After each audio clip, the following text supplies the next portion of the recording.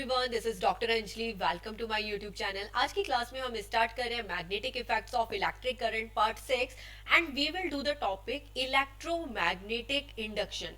तो electromagnetic induction को समझने से पहले सबसे पहले हम यहाँ पे इलेक्ट्रोमैग्नेटिक वर्ड को समझेंगे कि what is the meaning of electromagnetic. तो देखिए, जहाँ पर इलेक्ट्रिक फील्ड और मैग्नेटिक फील्ड साथ साथ में होती है, electromagnetic, there is electric field and the second one is magnetic field. Okay, तो अगर आप किसी वायर पे करंट फ्लो करवा रहे हो, ऑटोमेटिकली वहां पे मैग्नेटिक फील्ड आ जाती है, और कहीं पे मैग्नेटिक फील्ड चेंज हो रही है तो वहां पे ऑटोमेटिकली इलेक्ट्रिक फील्ड क्रिएट हो जाती है। ठीक है, तो आज की क्लास में हम पढ़ेंगे कि मैग्नेटिक फील्ड के थ्रू इलेक्ट्रिक फील्ड कैसे क्रिएट करते हैं। But our main motto to understand is electromagnetic induction. Electric field के थ्रू मैग्नेटिक फील्ड को क्रिएट करना एंड मैग्नेटिक फील्ड के थ्रू इलेक्ट्रिक फील्ड को क्रिएट करना।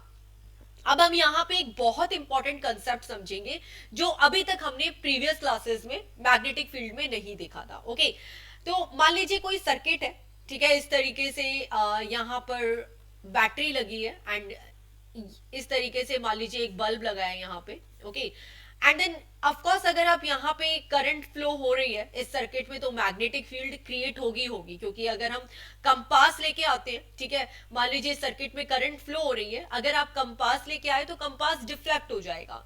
तो मतलब जहां पे इलेक्ट्रिक फील्ड है वहां पे मैग्नेटिक फील्ड है। बट इसकी कुछ कंडीशंस हैं। कंडीशंस क्या कि सबसे पहले जैसे मैंने सर्किट स्टार्ट किया तो 0 वोल्ट था मान लीजिए, और मिनिमम मैंने 12 वोल्ट दे दिया। ठीक है, जो ये कंपास है वो डिफ्लेक्ट हो गया। इसके बाद ये 12 वोल्ट कंटिन्यूअसली चलने देते हैं। इसके बाद में 12 से 24 वोल्ट कर देती हूँ, फिर 24 वोल्ट से 30 वोल्ट कर दिया, फिर 30 वोल्ट से 12 वोल्ट कर दिया। तो इस तरीके से मैंने बहुत सारे वेरिएशंस किए। तो क्या आपको हर केस में मैग्नेटिक फील्ड मिलेगी? Let's see. अगर आपने 0 to 12 वोल्ट किया, पहले 0 था, एकदम से आपने ऑन कर दिया सर्किट को, तो ऑफ कोर्स मैग्नेटिक नीडल है वो डिफ्लेक्ट हो जाती है, मतलब आपको फर्स्ट केस में मैग्नेटिक फील्ड मिलेगी मिलेगी। सेकंड केस में करंट कांस्टेंट हो गई। ओके, तो यहां पे आपको मैग्नेटिक फील्ड नहीं मिलेगी क्योंकि करंट में चेंज नहीं हो रहा है। फिर 12 से 24 वोल्ट गए तो भी मैग्नेटिक फील्ड मिली, 24 से 30 वोल्ट गए मैग्नेटिक फील्ड मिली, 30 वोल्ट से 12 वोल्ट गए मैग्नेटिक फील्ड मिली। ओके, अगर आप मान लीजिए फिर से 12 पे 12 आ जाते हैं या फिर भी कोई भी कांस्टेंट वैल्यू पे आ जाते हैं तो आपको मैग्नेटिक फील्ड उस अमाउंट में नहीं मिलती है। तो दैट मीन्स अगर आपको इलेक्ट्रिक फील्ड से मैग्नेटिक फील्ड चाहिए तो आपको इलेक्ट्रिक करंट में क्या करना है? वेरिएशन करना है। इन द सेम वे अगर आपको मैग्नेटिक फील्ड से इलेक्ट्रिक करंट चाहिए, मैग्नेटिक फील्ड से इलेक्ट्रिक करंट चाहिए, तब भी आपको मैग्नेटिक फील्ड में क्या करना है? वेरिएशन करना है। ओके, तो this is very very important parameter, और इसी कंसेप्ट को लेके हम आगे जितने भी एक्सपेरिमेंट हैं वो करेंगे। तो सबसे पहले इलेक्ट्रोमैग्नेटिक इंडक्शन का कंसेप्ट समझते हैं।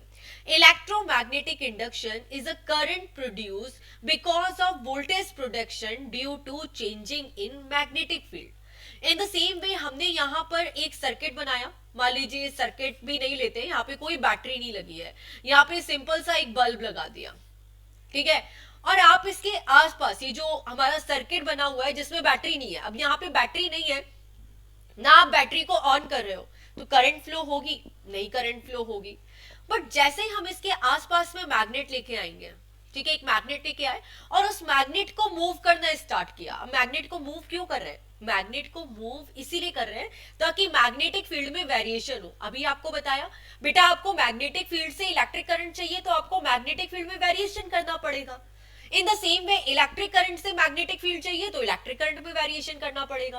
हमें मैग्नेटिक फील्ड से इलेक्ट्रिक करंट चाहिए तो हम क्या करते हैं? इस मैग्नेट को आसपास, बल्ब के आसपास मूव करते हैं, तो एग्जैक्टली ये बल्ब ऑन हो जाता है। क्यों? क्योंकि हमने मैग्नेटिक फील्ड चेंज की है। ठीक है, प्रॉपर हमारा बहुत स्ट्रॉन्ग मैग्नेट है, ऐसा नहीं कि आप बहुत छोटा सा मैग्नेट लेके आए और आपने बोला कि ये लो बल्ब ऑन हो गया, क्योंकि मैग्नेटिक फील्ड स्ट्रॉन्ग भी तो होनी चाहिए कि वो बल्ब को वो वोल्टेज दे पाए। तो इसीलिए जैसे हम यहाँ पे कोई स्ट्रॉन्ग मैग्नेट लेके आते हैं और उसको आसपास मूव करते हैं तो ये बल्ब ऑन हो जाता है। तो ये चीज समझ आ गई कि आप मैग्नेटिक फील्ड के थ्रू करंट को प्रोड्यूस कर सकते हो। अब ये जो मैग्नेटिक फील्ड है इससे करंट प्रोड्यूस कैसे होती है, क्योंकि बेटा क्या होता है, ये मैग्नेटिक फील्ड चेंज होने से, मैग्नेटिक फील्ड चेंज होने से यहाँ पे क्या होता है, वोल्टेज प्रोड्यूस हो जाता है, ठीक है, ईएमएफ प्रोड्यूस हो जाता है, ठीक है, मैग्नेटिक फील्ड को चेंज करने से, और वोल्टेज प्रोड्यूस होने से हमें क्या मिलता है, करंट मिलती है। Electromagnetic induction is a current produced because of voltage production due to changing magnetic field. Okay, अब ये क्यों होता है, किस तरीके से होता है? This either happens when a conductor is placed in a magnetic field, okay, or when a conductor is constantly moving in a stationary magnetic field. क्या मतलब है इस लाइन का, बहुत अच्छे से समझते हैं इसे। जैसे अभी आपको बताया बेटा, आपको इलेक्ट्रिक फील्ड से मैग्नेटिक फील्ड चाहिए तो आपको करंट में वेरिएशन करना है, आपको मैग्नेटिक फील्ड से इलेक्ट्रिक फील्ड चाहिए तो आपको मैग्नेटिक फील्ड में वेरिएशन करना है। तो फर्स्ट केस में हमने क्या किया, मैग्नेट को इधर से उधर मूव किया तो मैग्नेटिक फील्ड में वेरिएशन हो रहा है। अब मान लो यहाँ पे जो मैग्नेट है ना वो स्टेशनरी पोजीशन पे है, हम मैग्नेट को मूव ही नहीं कर रहे हैं, बस हमारे पास मैग्नेटिक फील्ड है बट हम मैग्नेट को मूव नहीं कर रहे हैं। तो हम यहाँ पे क्या करते हैं बेटा, जो हमारा कंडक्टर है ना, करंट कैरिंग कंडक्टर है, उसको आसपास मूव करने लग जाते हैं, या तो ये जो वायर है आप इसको मूव करने लग जाओ, तब भी क्या होगा, यहाँ पे करंट फ्लो हो जाएगी।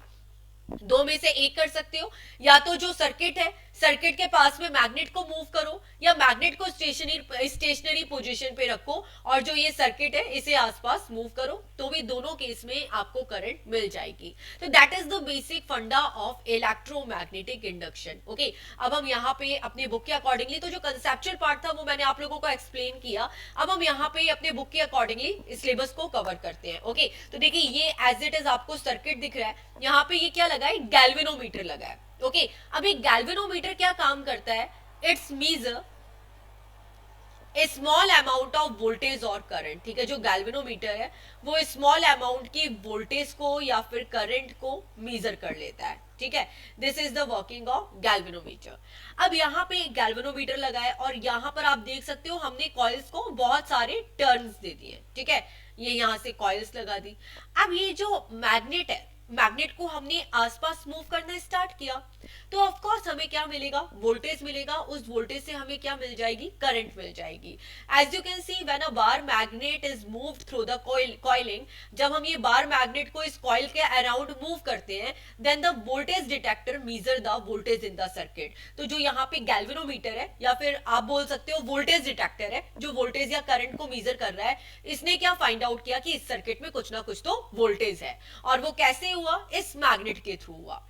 अब जो यहां पर आप मैग्नेट के थ्रू, ये जो मैग्नेट के थ्रू वोल्टेज क्रिएट कर रहे हो, ठीक है, ये किन किन चीजों पे डिपेंड करती है, एंड देन इससे के पहले हम एक टर्म समझते हैं induced voltage. Actually induced voltage क्या है, देखो यहां पर हम क्या कर रहे हैं, जो वोल्टेज प्रोड्यूस कर रहे हैं वो मैग्नेट के थ्रू कर रहे हैं, डायरेक्टली तो नहीं कर रहे हैं, वो वोल्टेज इनडायरेक्टली आ रही है, किसके थ्रू आ रही है, मैग्नेट के थ्रू आ रही है। मतलब आपने मैग्नेटिक फील्ड में चेंज किया तो वो वोल्टेज इंड्यूस हुई, है ना, तो इसी को हमने बोला है इंड्यूस वोल्टेज।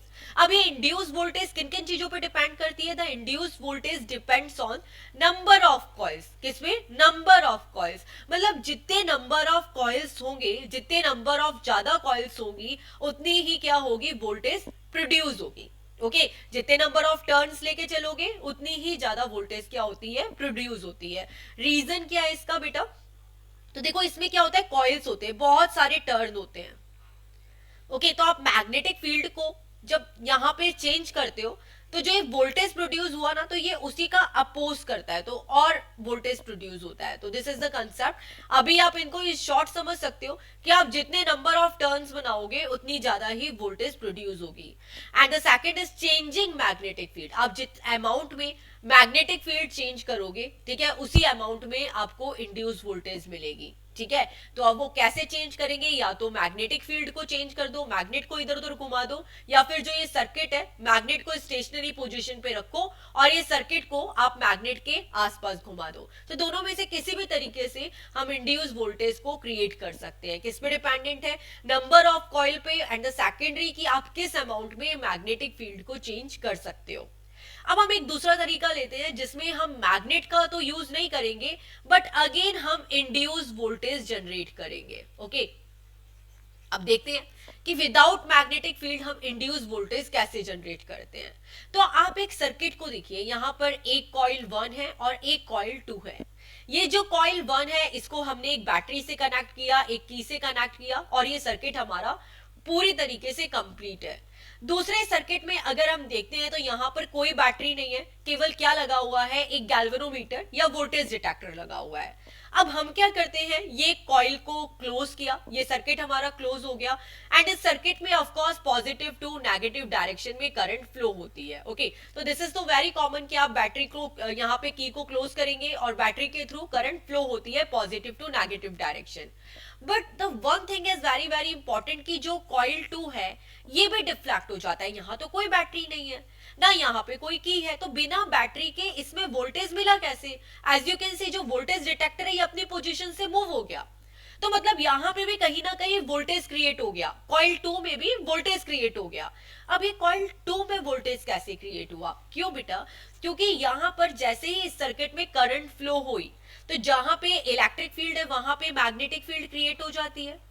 तो ये जो इलेक्ट्रिक सर्किट था इसने क्या किया, मैग्नेटिक फील्ड क्रिएट किया और ये मैग्नेटिक फील्ड के थ्रू कॉइल 2 में क्या होता है, वोल्टेज इंड्यूस हो जाता है। तो this is the concept. Okay, तो as you can see, as we increases current in coil 1 the galvanometer in coil 2 shows deflection. जैसे ही हम कॉइल 1 में करंट फ्लो करते हैं, जो एक गैल्वेनोमीटर है, ठीक है, जो यहाँ पे as you can see coil 2 में लगा हुआ है, इसमें भी क्या है, डिफ्लेक्शन प्रोड्यूस होता है। अब इसमें डिफ्लेक्शन क्यों मिला, इसमें पोटेंशियल डिफरेंस क्यों मिला? Potential difference is induced in the coil 2 whenever electric current through the coil 1 is changing, starting और स्टॉपिंग। तो वी नो वेरी वेल कि अगर आपको इलेक्ट्रिक फील्ड चाहिए तो मैग्नेटिक फील्ड में वेरिएशन करना है, मैग्नेटिक फील्ड चाहिए तो इलेक्ट्रिक फील्ड में वेरिएशन करना है। तो एग्जैक्टली हम क्या करते हैं, इस कॉइल 1 में वेरिएशन करते हैं। इसमें हमने बार बार करंट चेंज की, पोटेंशियल डिफरेंस चेंज किया, तो ऑटोमेटिकली कॉइल 2 में क्या होता है, वोल्टेज इंड्यूस होता है। किससे इंड्यूस होता है? ड्यू टू कॉइल 1 इंड्यूस होता है। क्यों? क्योंकि हम कॉइल 1 में क्या कर रहे हैं, वेरिएशन कर रहे हैं। ठीक है, अगर आप इसमें करंट में वेरिएशन करोगे तो कॉइल 2 में ऑटोमेटिकली वोल्टेज मिल जाएगी जिसके थ्रू करंट मिल जाएगी। जो कॉइल 1 है इसे हम क्या बोलते हैं, primary coil. Coil 1 is called primary coil and coil 2 is called secondary coil. So this is, first one is primary and the second one is secondary. As the current in the first coil changes, the magnetic field associated with it also changes. तो अगर first coil में current change हो रही है तो इसके association में जो मैग्नेटिक फील्ड है वो भी क्या होगी, चेंज होगी। ओके, तो मैग्नेटिक फील्ड लाइंस में चेंज होगा जिसके कारण क्या होगा, यहाँ पे इलेक्ट्रिक करंट इंड्यूस होगी। Hence the change in magnetic field lines associated with the secondary coil is the cause of the induced electric current in it. Okay, तो ये जो पूरा प्रोसेस है, this process by which changing magnetic field in the conductor induce the current in another conductor is called electromagnetic induction. तो आपने यहाँ पे पूरा प्रोसेस ये देखा, हम क्या कर रहे हैं, इस कॉइल के अंदर मैग्नेटिक फील्ड को चेंज कर रहे हैं और मैग्नेटिक फील्ड को चेंज करके जो दूसरे सर्किट में हम करंट इंड्यूस कर रहे हैं, इसी पूरे प्रोसेस को हमने क्या बोला है बेटा, इलेक्ट्रोमैग्नेटिक इंडक्शन। अब हमें ये चीज तो समझ आ गई कि ठीक है, इलेक्ट्रिक फील्ड के थ्रू मैग्नेटिक फील्ड जनरेट करते हैं और मैग्नेटिक फील्ड के थ्रू हम इलेक्ट्रिक करंट को जनरेट कर देते हैं। लेकिन इस इलेक्ट्रिक करंट की डायरेक्शन क्या होगी? तो ये जो करंट की डायरेक्शन है इसको फाइंड आउट करने के लिए हम किसका यूज करते हैं, फ्लेमिंग राइट हैंड रूल का। अभी तक हमने कौन कौन से रूल पढ़े, अभी तक हमने पढ़े राइट हैंड थंब रूल जो बहुत इजी था, जिसके थ्रू तो हम क्या करते हैं, इलेक्ट्रिक फील्ड के थ्रू मैग्नेटिक फील्ड की डायरेक्शन फाइंड आउट कर लेते हैं। इसके बाद हमने पढ़ा फ्लेमिंग लेफ्ट हैंड रूल। तो बेटा फ्लेमिंग लेफ्ट हैंड रूल में हमने क्या किया था, करंट और मैग्नेटिक फील्ड के थ्रू फोर्स की डायरेक्शन को फाइंड आउट किया था। अगर आपको कोई भी पता है, मतलब यहाँ पे जो रिलेशन होता है किसमें होता है, electric field, magnetic field and force में। तो अगर आपको किसी दो का डायरेक्शन पता है तो आप थर्ड वन का डायरेक्शन फाइंड आउट कर सकते हो। अभी आता है फ्लेमिंग राइट हैंड रूल। तो ऑफकोर्स अभी आपको पता है कि इसके अंदर राइट हैंड का रूल यूज करना है, बट इसके अंदर देखो बाकी दोनों फिंगर्स तो सेम है।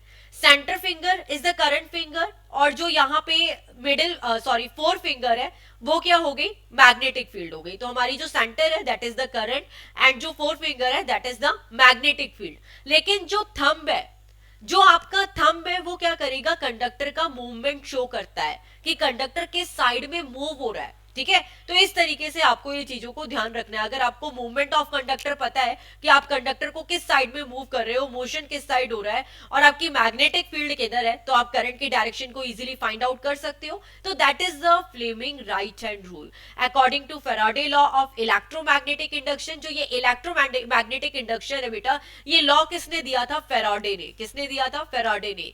When a conductor moves through a magnetic field, जब भी कोई कंडक्टर मैग्नेटिक फील्ड में मूव करता है, and electric current is induced in it, electric current induce होती है, ओके। एंड जो फ्लेमिंग राइट हैंड रूल है, इसका हम यूज क्यों करते हैं, to determine the direction of induce current. जो हमने अभी करंट इंड्यूस किया उसकी डायरेक्शन को फाइंड आउट करने के लिए हम किसका यूज करते हैं, फ्लेमिंग राइट हैंड रूल का यूज करते हैं। अब इसका स्टेटमेंट देखते हैं। If we arrange our thumb, four finger and middle finger of the right hand perpendicular to each other, तो एज इट इज जैसे हमने लेफ्ट हैंड रूल में पढ़ा था उसी तरीके से हम अपने थंब को, फोर फिंगर को और सेंटर फिंगर को इस तरीके से सेट करते हैं कि तीनों आपस में परपेंडिकुलर लाए। तो जो थंब का डायरेक्शन है वो क्या बताएगा, डायरेक्शन ऑफ मोशन। जो फोर फिंगर है वो किसकी डायरेक्शन बताएगा, मैग्नेटिक फील्ड की डायरेक्शन। एंड जो मिडिल फिंगर है ये किसकी डायरेक्शन बताएगा, डायरेक्शन ऑफ इंड्यूस्ड करंट। तो that is the concept of Fleming right hand rule. अब हम आते हैं इसके क्वेश्चंस पे। तो the first question is explain different ways to induce current in a coil. हम करंट को किस तरीके से इंड्यूस कर सकते हैं, तो आपको पता है इलेक्ट्रोमैग्नेटिक प्रोसेस क्या होता है, जिसके अंदर हम क्या करते हैं, इंड्यूस करंट प्रोड्यूस करते हैं मैग्नेटिक फील्ड को चेंज करके, ओके। अब ये मैग्नेटिक फील्ड किस किस तरीके से चेंज की जा सकती है, तो देखिए बहुत सारे तरीके हैं जहां पे हम मैग्नेटिक फील्ड को चेंज कर सकते हैं। When a coil is moved between two poles that the north and south pole of magnet, then due to change in magnetic flux through the coil there is a induce current generated in the coil. तो very important, मान लीजिए आपने यहाँ पे दो magnet लिए, एक north pole एक साउथ पोल। अब हम यहाँ पे क्या करते हैं, यहाँ पे जो कॉइल लगी है, दोनों जो मैग्नेट है इनके बीच में कॉइल की डायरेक्शन बार बार चेंज करते हैं, कॉइल को बार बार घुमाना स्टार्ट करते हैं। तो मैग्नेटिक फील्ड की डायरेक्शन चेंज होती है। तो मैग्नेटिक फील्ड की डायरेक्शन चेंज होने से इस कॉइल में क्या होता है, वोल्टेज एंड करंट का फ्लो हो जाता है। अब the second thing, when a magnet is moved relative to the coil. अब सेकंड क्या है कि मान लीजिए आप ये कॉइल है, कॉइल को मूव नहीं करेंगे, लेकिन ये मैग्नेट को आपने मूव करना स्टार्ट कर दिया, या तो कॉइल को मूव करेंगे या फिर मैग्नेट को मूव करेंगे। तो हमने ये मैग्नेट को बार बार मूव करना स्टार्ट कर दिया, जिससे भी क्या होता है, करंट इंड्यूस हो जाती है इस सर्किट में। द थर्ड वन इज कि आपने कॉइल को रेस्ट पे रखा और मैग्नेट को रोटेट करना स्टार्ट कर दिया, ओके। अगर आप रोटेट करोगे तब भी इनसाइड आपको करंट मिल जाएगी, okay. And we know very well कि अगर कोई वायर है उसमें करंट फ्लो होती है, ठीक है। अगर कोई वायर है जिसमें करंट फ्लो होती है तो उसके थ्रू भी क्या करते हैं, हम मैग्नेटिक फील्ड को क्रिएट कर सकते हैं। We know that the moving charges generates magnetic field when a current carrying coil held near another coil is move और kept in motion is induced a current in the another coil. तो अगर मान लीजिए ये concept है, हमने एक wire में करंट फ्लो करी, इसके अंदर मैग्नेटिक फील्ड चेंज हुई। अगर हम करंट चेंज करते हैं तो जो सेकंड सर्किट है उसमें ऑटोमेटिकली करंट फ्लो हो जाती है, ओके। तो ये कुछ डिफरेंट वेज हैं करंट को इंड्यूस करने के लिए। तो आज की क्लास में बेटा हमने जितने भी कंसेप्ट किए वो इलेक्ट्रोमैग्नेटिक इंडक्शन के बेसिस पे किए। नेक्स्ट क्लास में मिलते हैं इलेक्ट्रिक जनरेटर के साथ, जिसके अंदर हम यूज करेंगे फ्लेमिंग राइट हैंड का कंसेप्ट। तो मिलते हैं नेक्स्ट लेक्चर में नेक्स्ट वीडियो के साथ। Thanks for watching guys and please click to subscribe. Bye all.